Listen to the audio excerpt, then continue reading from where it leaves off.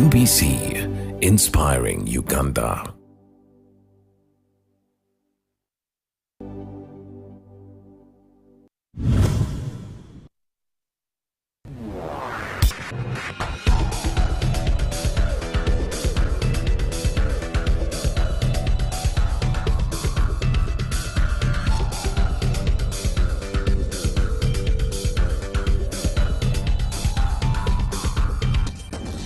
Qualified, professional, and compassionate doctors talking real solutions to real health problems.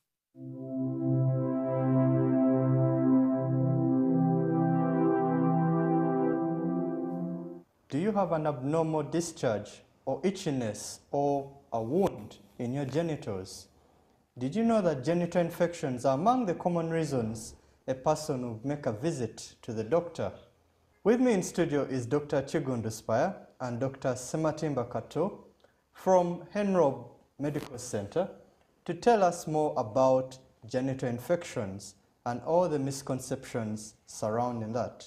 So most welcome to the show, doctors. Thank you. And again, I'm your host for the evening, Dr. Darius Owachi. So without wasting further time, let's dig into understanding more about these genital infections and all the myths surrounding it. So maybe we'll start with you, Dr. Kiggundu.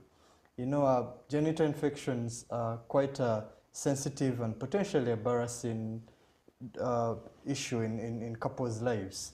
And there are lots of myths around it. So just give us an idea, what exactly are these genital infections that are causing these unpleasant symptoms? Genital infections are infections that affect the genital tract, that is male and female. Okay. And urine tract infections are infections that affect the urinary system. Sometimes people confuse the two. Actually, that was going to be the next question.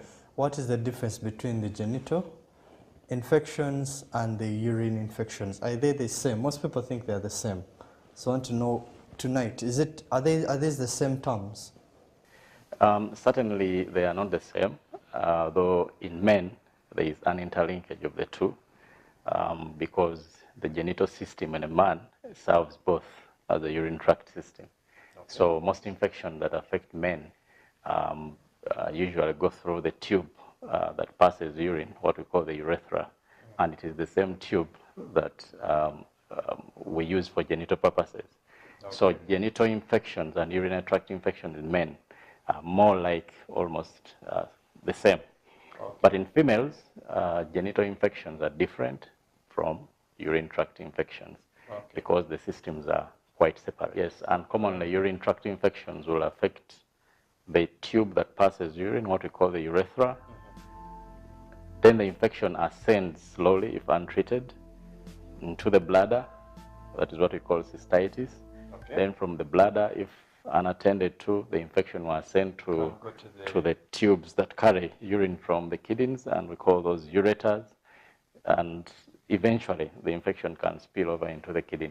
All right. So that is the track of the infection in that females. Is the urine system. Yes. Whereas the genital system refers primarily to the reproductive system. Yes. So saying in men, where is the linkage? Because you say the two are interlinked. So where is the linkage in men? The reproductive and the genital system and the urinary system. You know, the male system, essentially, the tube that carries urine, what we call the urethra, plays real double purposes in a man because it is the same tube that carries semen. Okay. The only difference is that the genital tract in a male ends into the testis. But the urine system, still from the bladder up to the kidney, is different. So they join at the point of the bladder. At the point of the bladder. Yes. So that's why the interlinkage is. All right. So Dr. Sematimbwa, now the big question is, most people commonly think sexually transmitted disease, which is primarily a genital infection. is the same as a UTI. Why is this so, and what is the difference between the two? Genital tract infections affect the genital system, or the system used for reproduction. Okay. So the system used for reproduction is quite different, or could have some similarities with the system used for collecting and passing urine. So, because of the small differences and similarities, it brings some confusion, especially in the community. However, the urinary tract infections affect the system from urethra, bladder, ureter, and kidneys. Kidneys are the ones which make the urine. And the sexually transmitted infection, like it appears, they are through contact during sex. They are transmitted through contact during sex. So how about the UTIs? How would the UTIs now be acquired or got? If you're saying the systems are different for the genital infections, it's primarily during the act of the reproduction, right? The sexual act. So UTIs, how do they come about? Now, urinary tract infections could also be due to acquisition of microorganisms or bacteria that can essentially ascend from urethra upwards. So we usually pick these microbes or microorganisms from the environment, and then they get their way into the body, and then they access the tract, which will lead. When these microorganisms, sometimes the system clears them, but sometimes they overwhelm the body and they cause disease, and we get urinary tract infection. The commonest being infection of the bladder, which is called cystitis. So regarding genital infections per se, Dr. Kiggundu, what are examples of these genital infections? Now you're raising people's curiosities. They thought UTIs are the same as genital infections, but they're not. So which are the examples? Genital infections, as we elaborated earlier, being infections of the genital tract, can be categorized into different groups. There are those which cause discharges, and under these we have Candida albicans. Candida is a fungus, which is literally almost the most common genital infection that causes discharges. Then we have other infections that cause discharges, like Trichomonas vaginalis. It causes a yellowish discharge, which sometimes is itchy. Then you have Bacterial vaginosis. Yes, bacterial vaginosis. So those essentially are the three most common. Most common genital infections. That cause discharges. That cause discharge. Discharges, yes. Okay, okay. But that mentioned, there are other things that can cause discharges, which we really can't overlook. Things like cancer of the cervix, cancer of the uterus. It's very good to talk about them because sometimes women do not know that any discharge warrants to see a doctor. Every time a woman sees a discharge, you should not just think about infections alone. Okay. You should also think about the big ones, like yes, cancer of the genital tract. Some of these come with bad offensive discharges. But some of these infections can also cause cancer of the cervix, for example, and cancer of the vagina is caused by another group of infections, the one we call, there are some viruses. Yeah? We have the herpes, we have the HPV, especially that HPV, human papillomavirus. It is a very common sexually transmitted disease and a genital infection that causes cancer of the cervix, genital warts, and cancer of the vagina. Then you have those that gives you ulcers or wounds in the private parts. Right. I think we'll come back shortly to explore more about these infections. It appears to be a very wide group, and we're just kind of scratching the surface. I haven't gone into depth of each of the diseases, but we'll be back shortly after the break to discuss more. If you have questions regarding this topic, regarding UTIs or genital infections or STDs, we want to decipher all those myths and misconceptions around it. So send in your comments send in your questions to us on our social media handles. We'll be happy to reply and respond to each one of them. Don't go away. Stay. We'll be right back. You are watching the DOCtalk Show.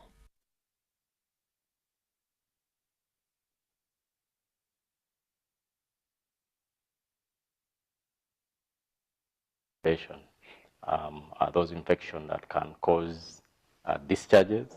Then we have infections that can cause wounds or ulcers. Wounds or ulcers. Yes. So those are the main two. Those are the two broad categories. Those that cause discharges, those that cause ulcers. And among the very common diseases that cause discharges is one called Candida. So Dr. Sematimbwa, one who posed the question, is Candida an STD? One of the most common questions I'm sure you interface with your patients in the clinic. Thank you. Is Candida an STD? Yes, because it will cause a discharge. Well, yes. Dr. Kiggundu said to cause either a discharge or to cause an ulcer or a wound. So I think that those are some of the myths we need to break. Candida is not an STD. Okay, how so? Because Candida... there are those which are not STDs but can cause discharges. Exactly. Now, Candida being one of the commonest manifestations of a discharge, people think it's sexually transmitted. Yes. But Candida is caused by an organism which is acquired from a fungi, which is acquired from the environment. From the now, not sexually transmitted. Not sexually transmitted. From the environment. How does it reach? Now, how does it come from the environment? Exactly. Into the discharge. Being the design of the female tract, it's crowded somehow and provides that environment, culture, warmth, and all those things for this Candida. It's called Candida albicans to flourish. So it's basically a fungal infection that is acquired from the environment that sometimes overwhelms the body and then manifests as a whitish discharge that is like spoiled milk. Yes, usually like curdy, spoiled milk. It also causes itching, and women can itch and scratch. So sometimes it becomes red actually. It can be very uncomfortable when they itch and scratch. But it's not an STD. It's not an STD. Okay, so which are the STDs then? If Candida is not, at least demystified, we have thrown light that Candida is not a sexually acquired infection or sexually transmitted disease. Yes, actually, when someone has it, you don't have to treat their partner. Okay, because most people will say if the wife has Candida, the man also has to go for treatment. Exactly. So maybe also to elaborate a little bit more before we go there, for the fact that Candida is a very common manifestation, and the biggest reason why most of these women come to us. We need to know that Candida is really more of an optimistic infection. It takes opportunity for when the immunity changes, Candida will grow. In some research, we really found out that actually most women have Candida, the organism, that fungus colonizing the vagina. It is only that it is kept in check by the environment. Physiologically, a woman's reproductive tract is supposed to be acidic. Okay. And what makes it acidic is a special type of bacteria called lactobacillus, which is naturally a resident in that area. Now that bacteria, that bacteria produces a moderate amount of acid that keeps off other organisms from growing. It is normal, including Candida. Right. Anything that changes the environment, that changes the growth of that organism or suppresses that organism called lactobacillus will reduce the acidity of the vagina and Candida will grow. So what are those common things that can change the woman's environment and make the Candida come? Common changes are hormonal, especially pregnancy. Okay. During pregnancy, the environment changes. The acidity reduces, the vagina becomes more alkaline, less acidic. and this favors the growth of candida, of that fungus, which now becomes a disease. Women who have immunosuppression of any sort, you can have immunosuppression because of previous disease. HIV is very common. Diabetes, when you have uncontrolled sugars, they will alter the environment, and candida is actually quite common in women with uncontrolled diabetes. Is it true that some people think going to the toilet, you know these toilets, the public toilets, they commonly say this toilet, because of the hygiene conditions, they got candida. How true is that? Actually, that's not true. That's not to be realistic, that's not true. Candida is not acquired. It could be a conduit, but we don't usually say that someone used the public toilet, they are getting candida. It's not very true. Okay. Yes. So it's not picked off toilet. Eh? Yes. Yes. But somehow it is a change in the woman's environment which makes the fungus. To pick up from what he said, actually, some practices like douching. Douching is that ladies who clean, they go up. Yet cleaning is supposed to be where you see on top. Is it cleaning the outside? Cleaning the outside. Not cleaning the inside. They go inside, use like 3 fingers, go clean. They scrub. They go an extra mile. Actually, that changes the environment and gives room for candida to grow. Especially using detergents. Exactly. Like soaps, these hygienic products which have chlorine in them. It really alters that bacteria, kills it, and gives chance for candida to grow. Actually, we've found out recently that the irrational use of antibiotics, especially in Kampala, has caused a lot of problems. The antibiotics. Exactly. Could you throw more light on that? How are the antibiotics? I know many people, like, whenever people fall sick, they will first say, I don't want to take some, azithromycin or some antibiotic. So what is the effect of antibiotics on that? Incidentally, every woman in a population has used antibiotics at a certain point. Irrationally. When people have a cough, when they have a flu, when they get all sorts of illness, they will run to a pharmacy. The use of antibiotics in our country is not well regulated. Okay. Actually, antibiotics are not supposed to be given without a prescription. But most people just go and give me some ampiclox, give me some ampicillin, cups of blue and black, you know. Yes. Actually, ask for 2 days. Give me for 2 days. Yes. So those treatments are causing the candida. Exactly. First of all, the antibiotic sweeps and destroys the normal bacteria. They're supposed to guard the vagina. So the acidity will go down and favor candida to grow. Then you have all antibiotics actually quite irrationally used even in poultry. There's a lot of antibiotic use in poultry, chicken farming. And these birds are given a lot of antibiotics, and we consume them, more so the women. So basically we're eating the resistance, no? Yes. And getting comes back to the human. The infection. Yes. Yes. Not that they're acquiring the infection sexually, but it is what they are putting in their system. Exactly. The antibiotics they buy from the pharmacy or the food which is. And the clinicians and the health workers have not helped that much, because every time a woman walks into a medical facility with a vaginal discharge, they pump her with more antibiotics without even examining to know what. But candida is not treated with antibiotics. Okay. So all this is actually a vicious cycle. So, but what is clear in light is candida is not an STD. Exactly. All right. So at least that has been brought out very clearly. Neither is a UTI an STD. Yeah? True. UTIs is, like you said, UTIs are infections only of the urine system, and candida is, much as it's a common genital infection, it is not sexually transmitted. So I think that's one of the biggest points people should learn.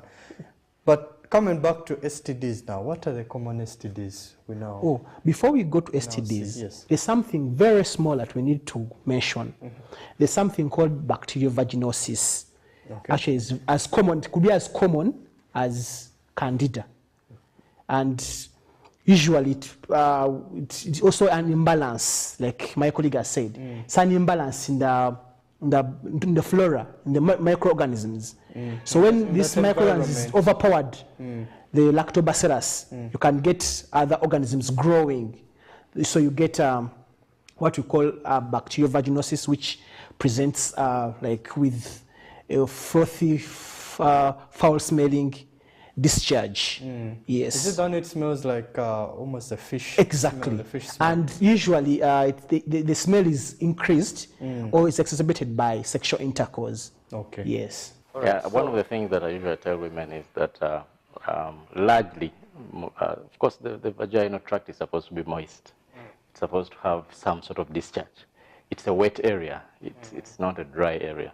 So if you find yourself that you're having an excessively abnormal, actually in terms of quantity, if you find that a discharge starts to stain pants, it could be abnormal. If a discharge changes color, then it could be abnormal. If a discharge is bloody or it has an abnormal smell, then go to a doctor. Those are some of the simple things. Actually, some women have a bigger volume of vaginal discharge than others, and they would come running to you saying that it is I'm sick, they say. Yes, Okay. and But we even sometimes it's seen okay. women with IUDs. It's another common thing. Intrauterine devices can we'll come also back cause. to a quick discussion on IUDs and their role in STDs. But more about this coming after the break. Please join us on our Twitter handles on Facebook, on Twitter. We'll be able to respond to each of the questions or those ideas or misconceptions you have about STDs and discharges, common discharges like Candida or the likes. We'll be right back after the break. You are watching the DOCtalk Show.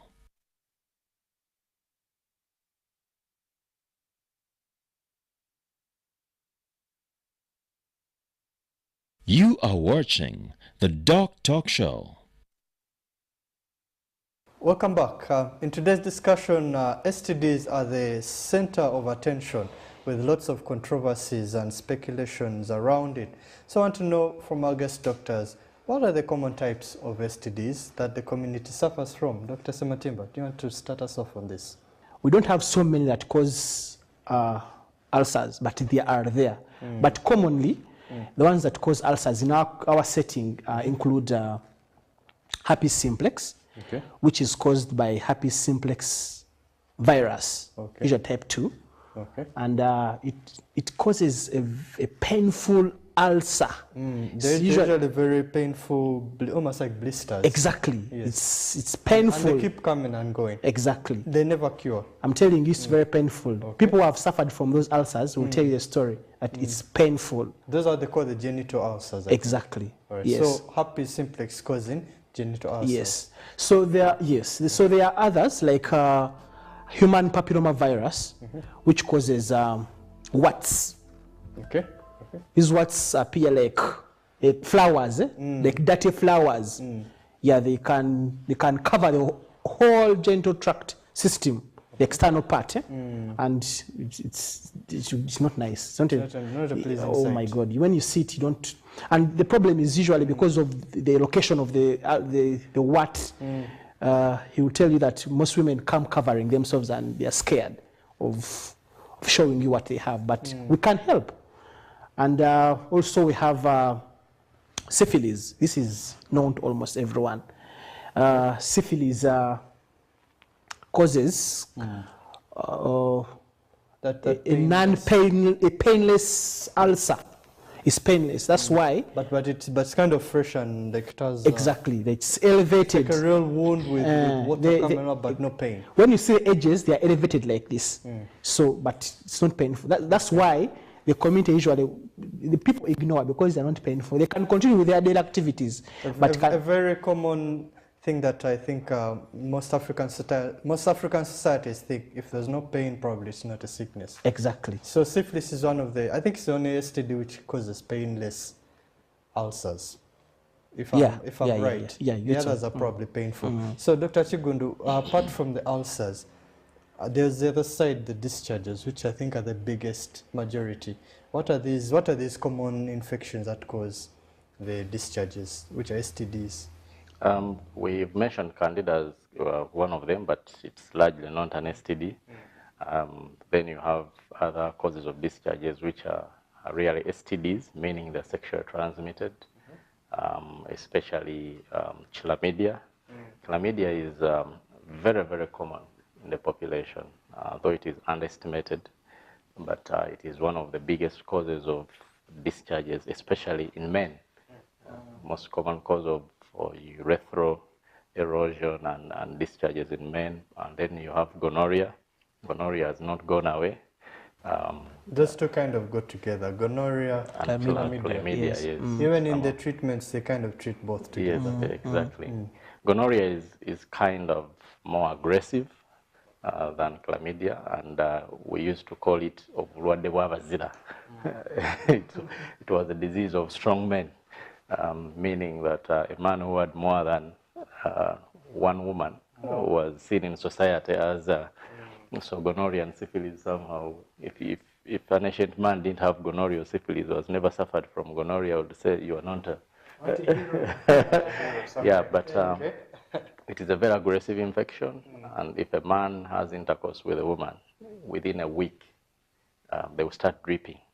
It's associated with aggressive erosion of the urine tract, and then formation of thick pus, which will be seen. A man with gonorrhea will scream in the next urine. So it is a painful discharge. Painful discharge causes pain passing in urine. Unfortunately, in women, gonorrhea does not give symptoms. Though in men it may actually they may say I'm itching. They may not describe pain, but they may say itching. But they actually mean pain. Yes, exactly. But in women, there is no pain. In women, gonorrhea goes for the cervix, and it eats around the cervix, causes what we call cervicitis. So if you're not very keen, you might not diagnose it quite easily and quite early. So in women, actually it causes. And it causes cervicitis. First, it hits around the cervix, and then quickly ascends into the uterus, the tubes. It causes aggressive destruction of the tubes, and it's the #1 cause of very bad PIDs and tube obstruction, tubal blockage, and infertility in females. So this is what they call the blocked tubes, yes. Is it? Most times when we by the time we get to realize that it's gonorrhea, it has already caused havoc, caused damage that is irreversible. Okay, so it's quite an aggressive infection. Yeah. In medical terms, we say it's usually the acute form. It's acute. It causes aggressive erosion of most of those epithelial surfaces, and usually things have gone wrong. Okay, so now that we know the most common examples of these STDs, I guess the next step is how one can tell. Can you tell that this is a discharge of gonorrhea, this is a discharge of maybe chlamydia, this is a discharge of no candida? What is the difference in those discharges? Well, there's something we didn't mention. It's called trichomonas. It's another. It's also some kind of protozoa, which is also another very common STD actually, which can have the same secret like others. We have mentioned chlamydia and gonorrhea. Yeah. So to your question, these discharges are actually different. Discharges. They are different actually. You can tell, and most cases we can even treat without actually taking off a sample test, because sometimes they are so obvious that this is this. We take the line and it's so very clear. How can people know that this is gonorrhea? They should take it so serious and run for the treatment. The easy thing is to, of course, it's quite difficult for women to know that they have gonorrhea. Sometimes they have acute low abdominal pain with a bit of fever, joint pains, but it doesn't necessarily cause a discharge. That's why it is treated as other, as UTI or any other problems. But with a man, when a man has gonorrhea, most times they will not survive for more than 3 or 4 days. The problem is they will not mention. They will treat secretly and transmit it to their partners. So the easy thing is to say, if a man has gonorrhea or sees signs of passing painful urine or flowing whitish discharge through the privates, you have to treat quickly, treat the partners, and try to make sure you don't transmit it to a generation. Otherwise, it's a very aggressive infection. It's actually one of the most common causes of tubal blockage. Yeah. And so infertility. we mentioned that these discharges can be, you can tell. For example, if someone has a greenish yellow discharge, greenish yellow, and foul smelling, it could be most likely it's trichomonas. Okay. It can be frothy, green, and yellow. Between green and yellow, trichomonas. Okay. Yes. We said candida is like cuddy, spoiled milk. Yeah. Spoiled milk. Yes. And very itchy. Yes, exactly. Then gonorrhea is very painful in men, painful discharge. Yes. Or in women, it can cause some symptoms. So again, gonorrhea can, because it can cause cervicitis, someone can come with a pink, brownish discharge, can be pinkish. Someone may think, well, it's blood. I don't know. So because that's why some people ignore it, because it can come like... It's not so severe in women. Yes. So it can be ignored and... Exactly. Or sometimes can be actually colorless and foul smelling. So basically what people should do, if they have any sort of, if for example, if it's ladies, any change in the color, volume, or smell, they quickly go to the doctor. That's the most important. Yes. So in women, it may be hard to tell what gonorrhea is from chlamydia. In men, it's almost straightforward. Pain with a discharge equals gonorrhea. The other thing that we should not forget and not go unmentioned is the issue of bloody discharges. They are discharges which are not spontaneous. They are sometimes discharges which are provoked by sexual intercourse. You have a brownish, bloody, or blackish discharge. Usually these discharges signify bleeding from somewhere. And then any discharge in a woman above 45 or in a woman in menopause should be taken much more seriously, because most times these discharges signify cancer of the cervix, of the vagina, of the uterus. Okay. So discharges above 45 or discharges in a menopausal woman, a woman who stopped menstruating, should be taken seriously, because they are not usually innocent. All right. So more about these discharges and STDs coming right after the break. We'll be right back shortly. But if you have any questions or comments regarding discharges or genital ulcers, wounds, how you can tell these two apart, you can just send them on our social media platforms, Facebook and Twitter. I'll be so happy to respond to each of your queries. Don't go away. We'll be right back. You are watching the DOCtalk Show.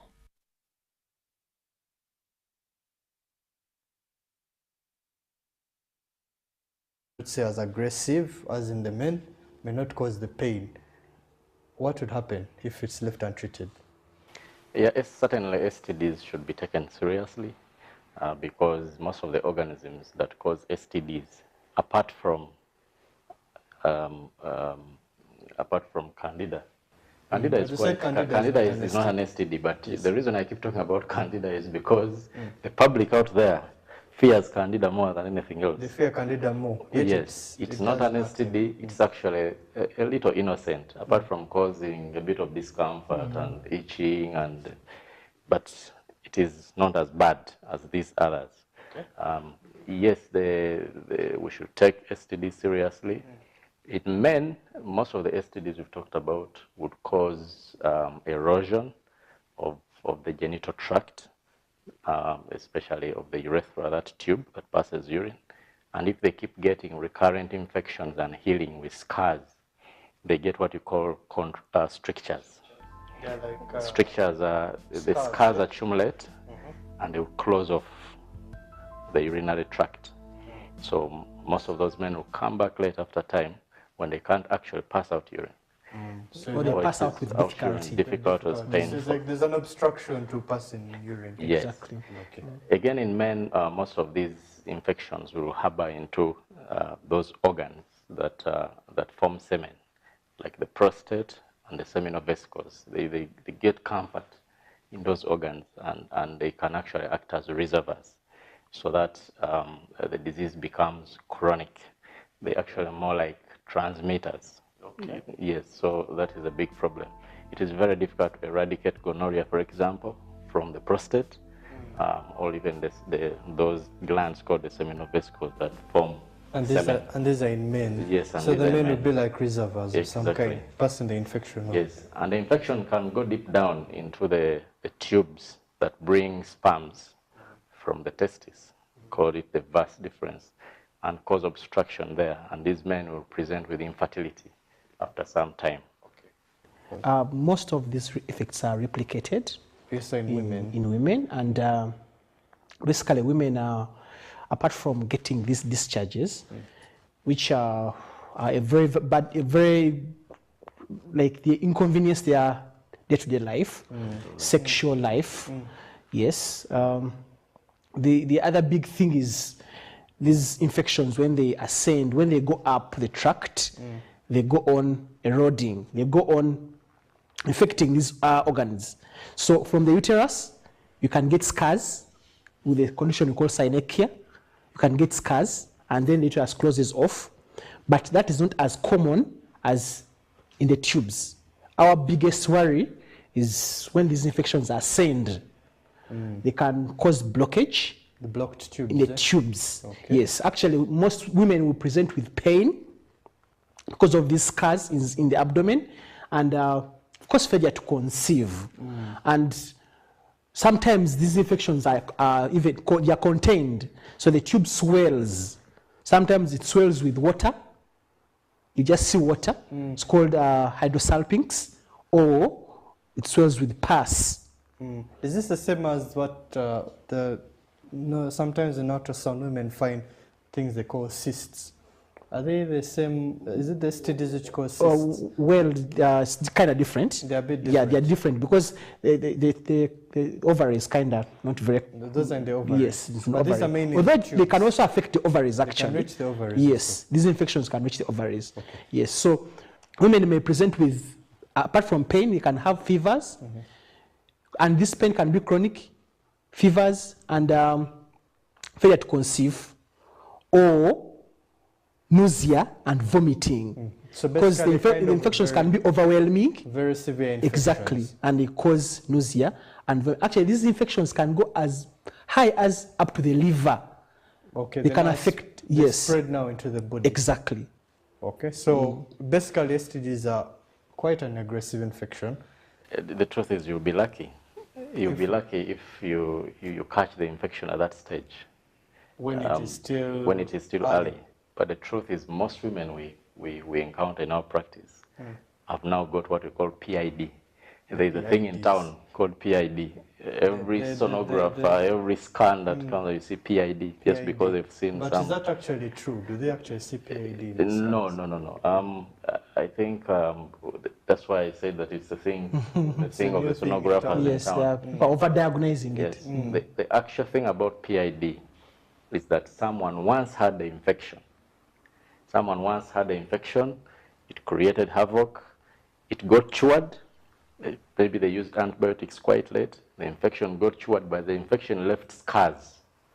The infection leaves scars which will trap the organs in the pelvis. You find the tubes caught up in the scars, the uterus caught up in the scars, and these intestines also. And these continue to cause chronic pelvic pain. So most of these women keep going to the gynecologist with chronic pelvic pain. People keep giving them antibiotics which are not useful.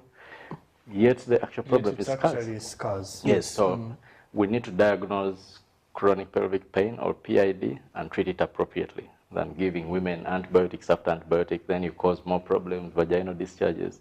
So this is the whole sequelae of these. Of an untreated STD. Yes. So what's now one of the most important questions as we conclude this discussion.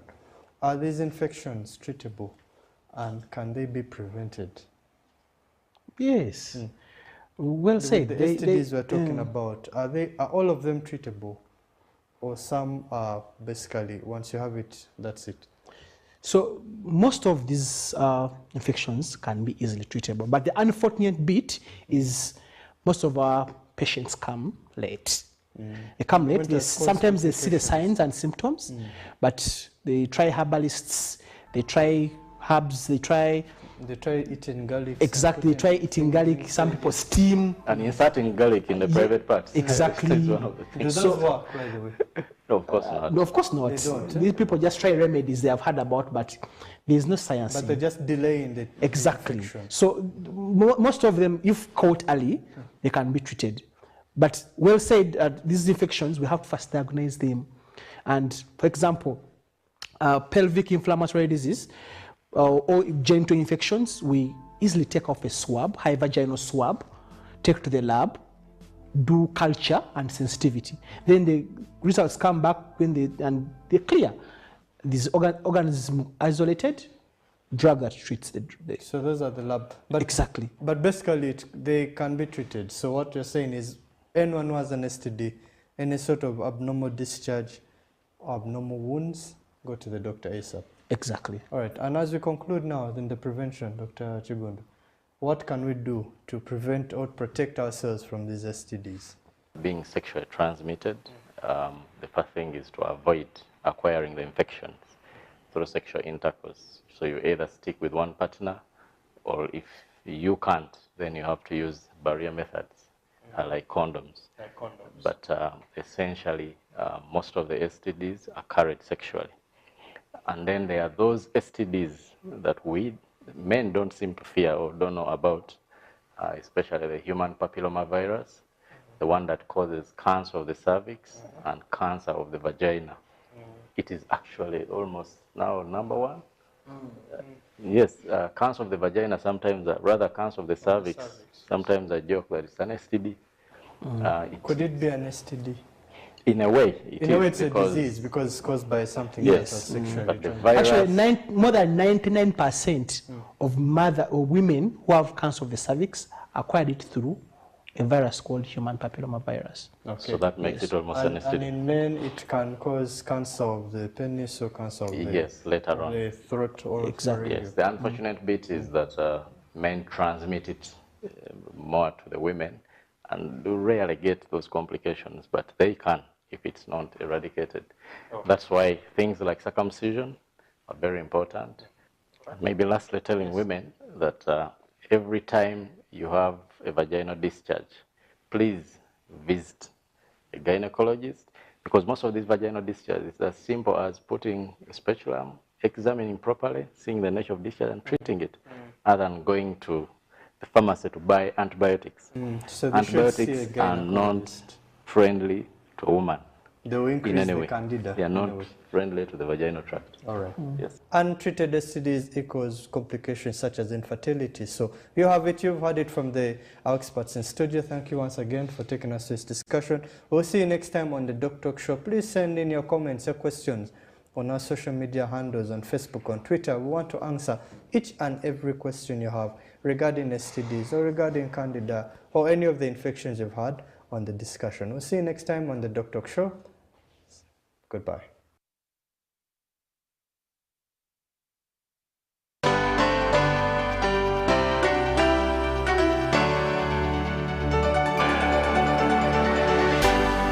UBC, inspiring Uganda.